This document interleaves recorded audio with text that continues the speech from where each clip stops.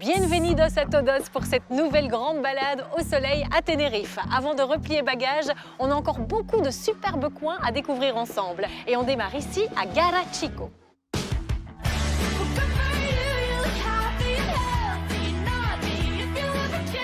Situé au nord-ouest de l'île, Garachico permet de découvrir l'architecture des localités les plus anciennes des îles Canaries. Et pour tout savoir sur cette ville magnifique, j'ai rendez-vous avec Patricia, une guide américaine tombée amoureuse de l'île il y a 20 ans.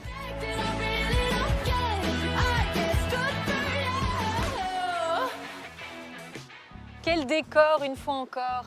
Hein, Patricia? Là, c'est encore un des endroits incontournables de l'île, les piscines naturelles de Tenerife. De Garachico, effectivement, le voilà au nord de l'île de Tenerife avec le rocher au fond. Et comment est-ce qu'elles se sont formées, ces piscines? C'était formé par une éruption volcanique qui a eu lieu en 1706, qui partait de tout à fait en haut, près du Teide, qui est descendue, engloutir absolument tout le village de Garachico. Ça nous a laissé ces beaux bassins.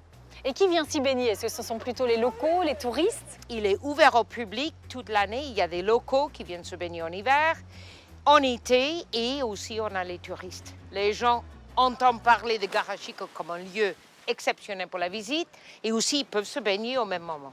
Et il y en a combien des bassins comme ça? Aucune idée, vingtaine à peu près. Et j'ai vu des pêcheurs en arrivant, ça veut dire qu'il y a des poissons dedans? Il y a des poissons, il y a des crabes et même les oursins. Et le niveau d'eau change en fonction des marées? Ici, on a les bassins plus profonds comme celui-là et moins profonds comme ceci, où on ne peut pas se baigner. Sauf les fois quand la marée est très haute et les marées peuvent arriver à surmonter et couvrir ces passages. Ah ouais? On ne peut pas passer les fois ces petits chemins parce qu'ils sont sous l'eau. On continue notre grande balade dans la partie nord de l'île avec la visite de la ville de la Orotava. Considérée comme l'une des localités les plus jolies de l'île, la Orotava est remarquable en raison de ses constructions magnifiquement conservées. Ce qui valut d'ailleurs au centre-ville d'être déclaré ensemble historique et artistique en 1976. Rendez-vous à présent avec Nathalie, une artiste belge qui vit à Tenerife. Bonjour Nathalie. Bonjour Sandrine. Comment ça va? Ça va et toi? Bah ça va, il paraît que vous êtes une de nos compatriotes. Eh bien oui, je suis belge. Et vous vivez ici depuis combien de temps? Ça va faire 35 ans. Et qu'est-ce que vous faites ici? Alors expliquez-nous tout, vous êtes une artiste je crois. Une artiste, on peut dire ça comme ça, mais en fait je suis une artisane du gouvernement de Tenerife. Je suis spécialisée dans la décoration textile et dans la teinture naturelle. C'est vous qui avez fait cette jolie robe? Oui, exactement. Magnifique. C'est de la soie naturelle teinte avec des plantes et de la cochenille. C'est quoi de la cochenille? La cochenille, c'est un insecte parasite d'un cactus que l'on appelle la penca et qui produit, pour se défendre de ses prédateurs, de l'acide karmique. Et cet acide karmique, aujourd'hui, vous n'avez pas de rouge à lèvres, mais si vous en aviez, ça serait le composant de la couleur de ce rouge à lèvres. D'accord. Et pourquoi est-ce que vous m'avez donné rendez-vous ici alors? Je vous ai donné rendez-vous ici parce que c'est la Orotava, c'est une ville fantastique, ancienne. Et puis ici, en particulier, au musée de l'Alfombra, du tapis. Parce que ces tapis, en fait, ils sont réalisés avec des fleurs, avec des feuilles et avec des éléments naturels recollectés dans la nature. Donc ils utilisent les mêmes ingrédients que vous, en quelque sorte? Exactement. Nous utilisons les mêmes ingrédients naturels. Et donc on peut découvrir des tapis ici, mais est-ce qu'ils sont exposés ailleurs aussi? Oui, en fait, ces tapis, originellement, se font dans la rue. Une fois par an, dans les rues de la ville, toutes les rues sont décorées avec ces tapis. Chaque habitant prend le petit morceau de rue qui est en face de sa maison, dessine un modèle et décore cet espace avec ce tapis qui est élaboré avec des pétales de fleurs et des plantes. C'est fantastique. Ça doit être super joli, ça a lieu quand? Ça a lieu durant la fête du Corpus Christi, au mois de juin. Et malheureusement, dans la soirée, durant la procession, tous ces tapis sont foulés par la foule et disparaissent. Est-ce que tu as encore un peu de temps cet après-midi, Sandrine? Moi j'ai tout mon temps. Alors je voudrais t'inviter à venir avec moi à découvrir mon studio. Et ce studio, il est dans une bodega qui est fantastique, qui a une vue magnifique. Alors je t'invite à boire l'apéro si tu veux. Moi, des vêtements, du vin, tu sais me parler, hein, Nathalie. Avec plaisir.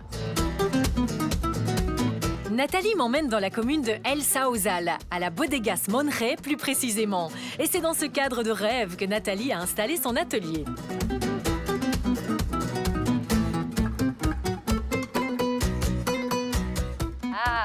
C'est donc ici ton atelier et ton antre alors, Nathalie. Exactement, bienvenue dans mon atelier. Merci. Je viens récolter les plantes dans les 15 hectares qui sont le vignoble.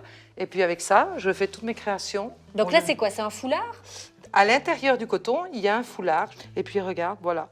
On va ouvrir le foulard de soie. Il y a des feuilles dessus et tout. Et puis tu peux commencer, si tu veux, à enlever les feuilles. C'est génial. Et là, entre le moment où on enlève les feuilles et le moment où il va être terminé, il y a l'oxygène qui va continuer à faire la réaction chimique.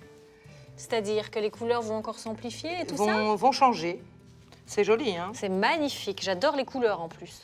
Et c'est avec la même technique que tu réalises les vêtements qu'on voit là? Ce sont tes créations, ça? Oui, ça, ce sont mes créations, mais il y a des choses très différentes, des techniques très différentes et surtout des matériaux qui sont des résidus de l'élaboration des vins. Par exemple, cette première robe, c'est fait en fait avec le centre de la grappe des raisins. Cette couleur rose vient du reste des peaux de raisins qui ont été déjà pressés pour faire le vin.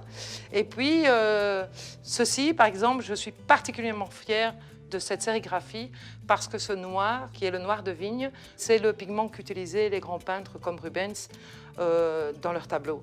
Et là, il y a quoi dans cette bouteille? Eh ben, dans cette bouteille, il y a un foulard en soie. On pense toujours que le vin tache. Mais en fait, le vin, chimiquement, c'est une teinture. Donc, ce que j'ai fait, c'est mettre des foulards en bouteille. Bonne idée, mais c'est pas ça qu'on va boire, rassure-moi. Non, non. Maintenant, je t'emmène dans la cave. On va faire le tour de la cave. Et là, on va trouver du bon vin pour boire. La tradition familiale de Bodegas Monrey date de 1750, bien que le domaine fut construit en 1983. Les tonneaux en chêne ont été conservés et servent encore aujourd'hui à fermenter et élever le vin rouge de manière traditionnelle, en combinant les méthodes les plus anciennes avec la technologie moderne. Hola. Hola! Nous allons goûter un listan noir récolté en 2017 et qui a passé 6 mois en fût de chêne français et américain. C'est un listan noir de variétés autochtones qui vous offre toutes les caractéristiques d'un sol volcanique. Salut! Salud. Muy bueno. C'est la saveur de Tenerife. Et c'est sur cette magnifique terrasse que se termine notre grande balade au soleil ici à Tenerife. Franchement, cette île est absolument magique. J'espère que ça vous a plu. Et n'hésitez pas à y venir en vacances. Elles seront très belles. Je vous embrasse. Santé à tous et à très bientôt pour de nouvelles aventures.